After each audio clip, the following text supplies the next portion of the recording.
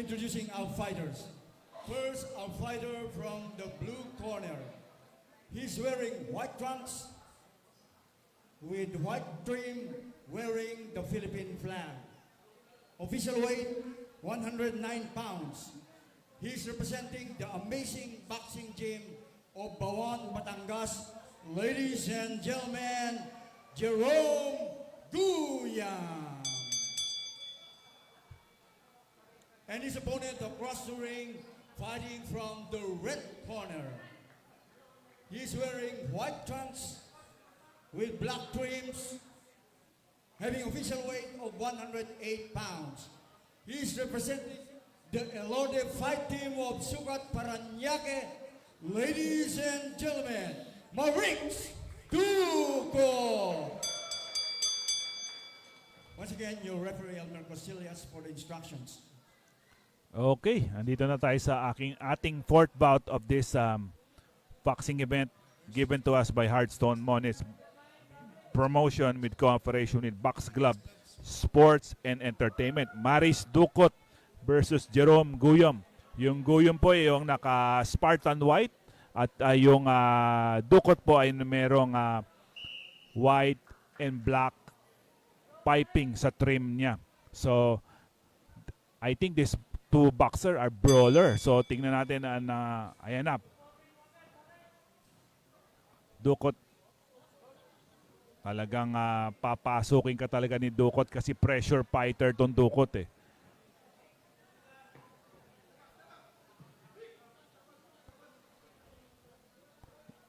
Itong dalawang boksingero to ay fighting in a junior flyweight division.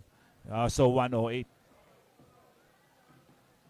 Ganyan talaga ang laro ng Ducot. He's trying to pressure you. He's trying to swam you around.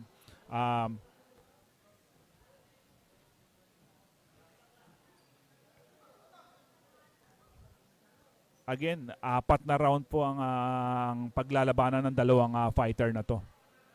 Don't be confused kasi both of the fighters are wearing white short. Pero yung may pangalan niya, obviously siya yung Marix Ducot. So, that left to the body connected by Guyam.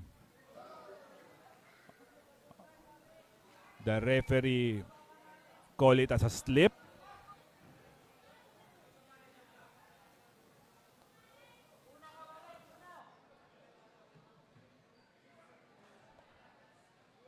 Ducot's trying to establish his left jab. He's trying to, yung jab is very important to set up your power punches. Yan ang ginagawa ni Ducot on this round number 1.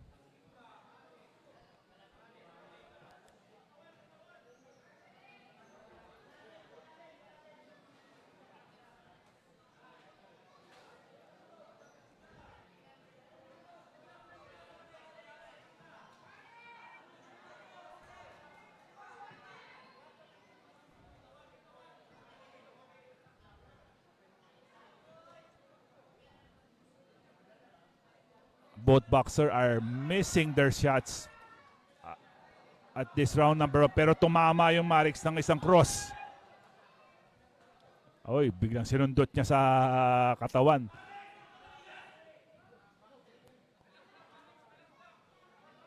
You know, the corner of Maris Ducot is telling him to relax. Medyo tight siguro tong batang to ongoing on this fight. Oh, that body connected for Ducot.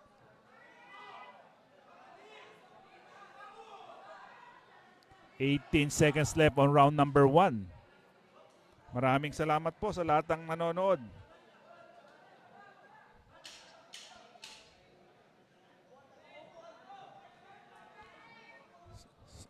Sa mga kaibigan natin, Joshua Ogun Manago, who is watching from Boracay. Salamat po. Salamat. As we end the round number 1 of this light flyweight affair between Maris Ducot of Elorde Fight Team in Sukat Paranaque against Jerome Guyam of Amazing Boxing Gym in Buwan, Batangas. So Parañaque versus Batangas for this time around.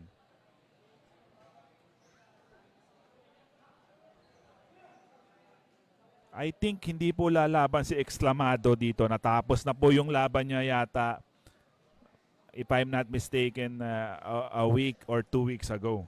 So this is not a fight card of Exclamado. So I'm sorry to tell you that.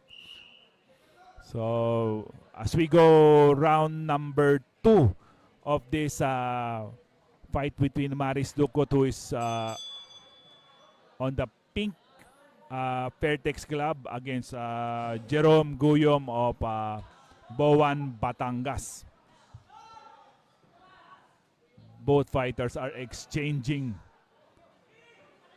punches dito sa round number 2. Palitan talaga to. Palitan tong dalawang batang to.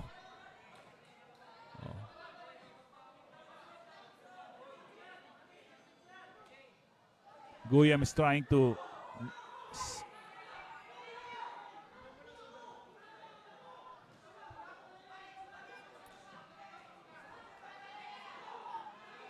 what an action-packed fight.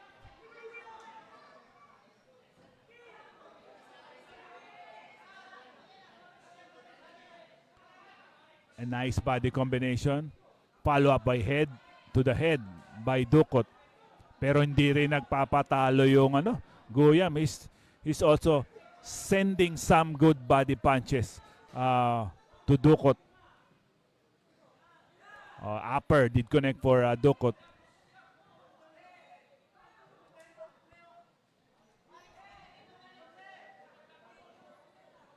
Guyam is stuck on the corner right now.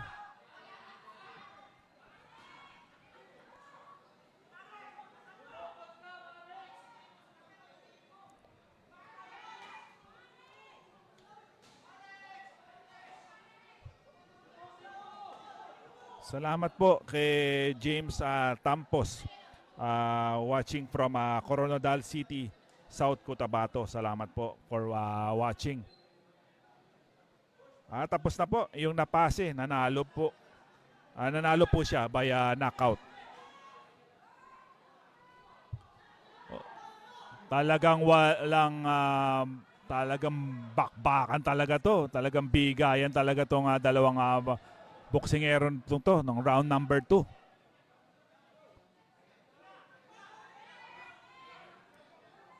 Talagang ubusan talaga ng ng lakas at ubusan ng pagod to.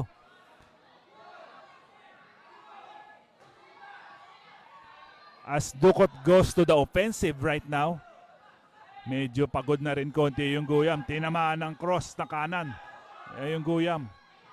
But bumalik naman siya ng sarili niyang kombinasyon. 10 seconds left dito sa round number 2. Wow, what a war between, tamang-tama sa title ng natin, ng paboxing natin to, War for Gold.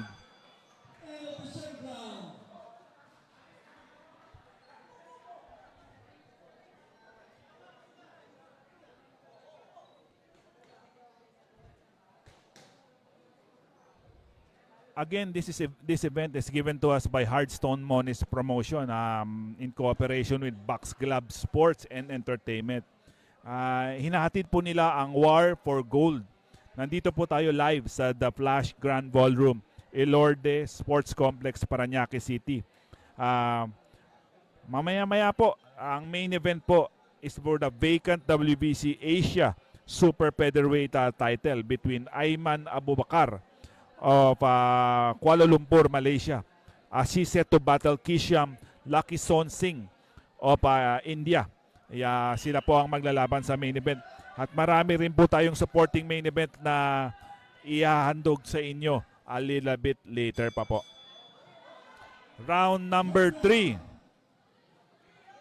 Kayo, sa tingin nyo, sino ang nakakalamang sa laban na to? Kayo ba ay maka Maris Ducot o kayo ba ay maka Jerome Guyam? Pwede nyo pong i-comment yan sa comment section.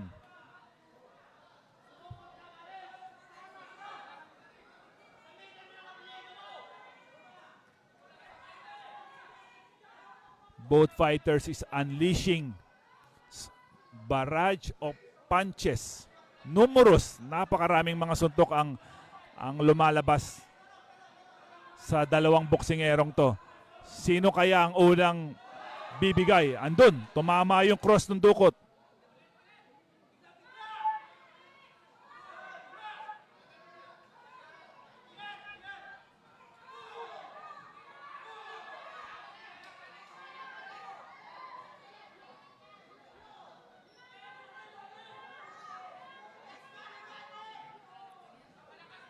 Mamaya pa po yung yung Jeppony Alon, mamaya pa po. Third to the last pa po ang laban niya.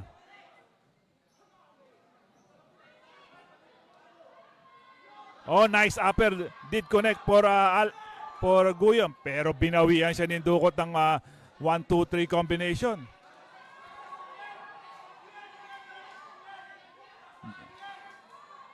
The corner of Ducot is telling him to go to the body. So I think they're seeing something na may kahinaan konti yung Guyom sa body. But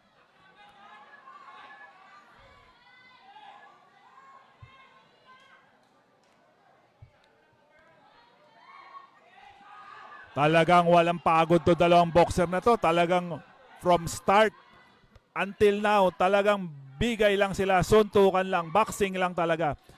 Ganyan ang mga event na given to us by Hearthstone Moniz Promotion. Oh! Siguro sa pagod na rin, sa pagod na.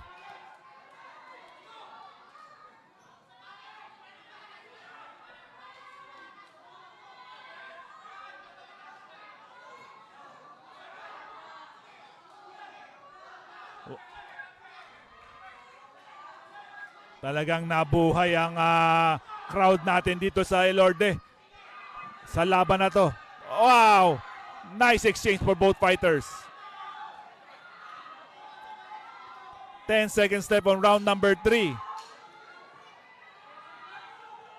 Talagang ubusan to, ubusan. Oh, that left connected for Ducot.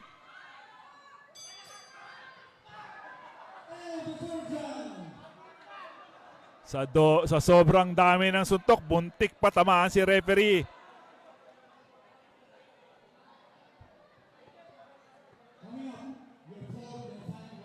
Anyway, our referee, our third man in the ring is Elmer Costillas.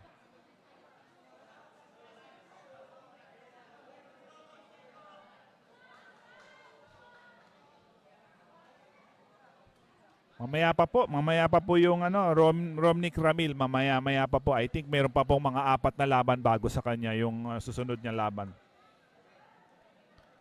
Round number 4 na po tayo ng ating light flyweight affair.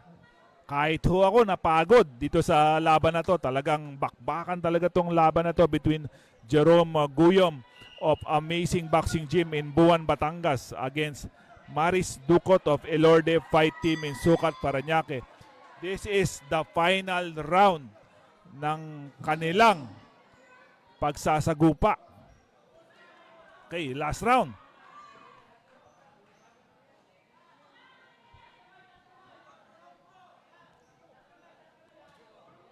Oh, tumama rin yung Guyom.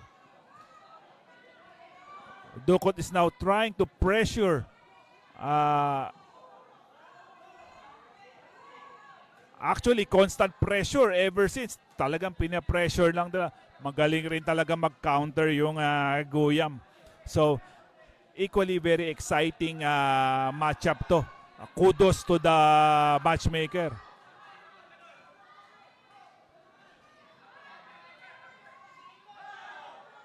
Talagang pinupuntirya na ni Ducot yung katawan eh.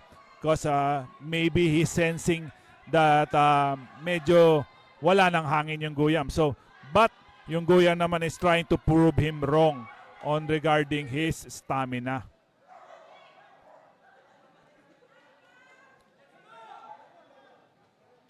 Oh, that body will hurt tomorrow.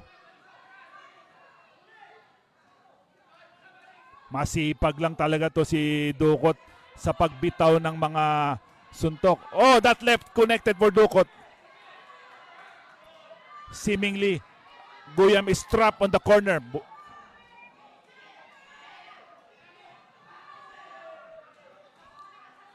How many punches these two boxer given to each other? Talagang napapatayo ang mga crowd natin dito sa Elorde Grand Ballroom. Barely a minute left dito sa laban na to. Nice exchange for both fighters. Quality matchups.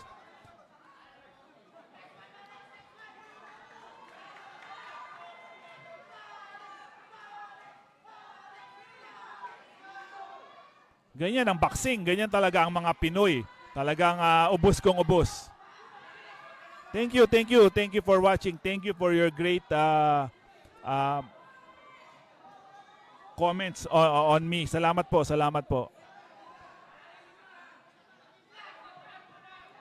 30 seconds left on this fight. Continue pa rin until round number 1 hanggang ngayon. Ganyan ka-exciting itong laban na to.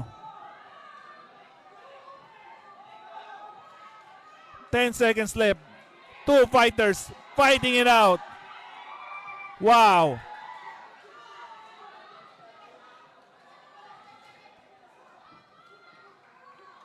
End of the fight.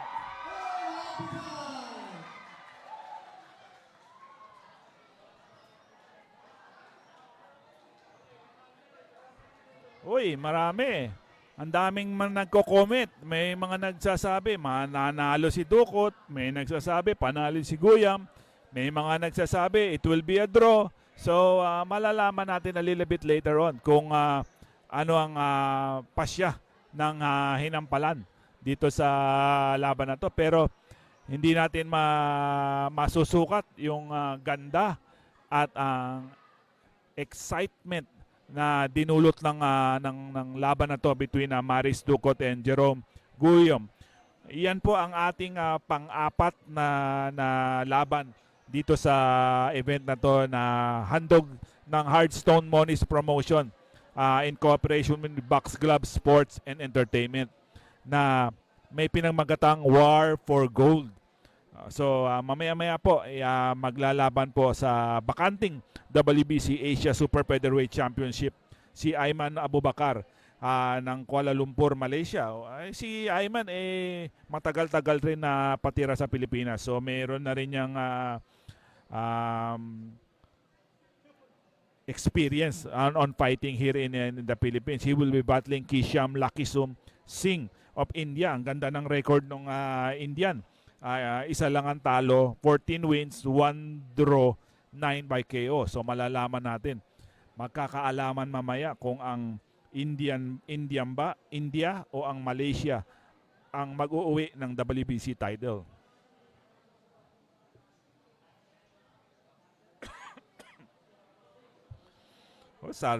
Sabi ni Salvador Gardose, malabo daw magtabla.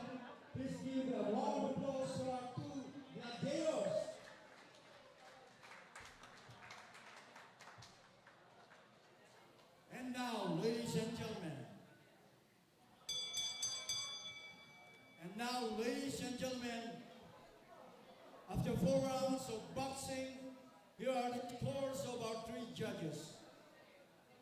Judge Danilo Lopez has it 38-38. He has it even. Judge Alfio Cosol scored it 40-36. And Judge Silvestre Abainsa has it 39-37. For your winner, by majority decision, Maris Ducot.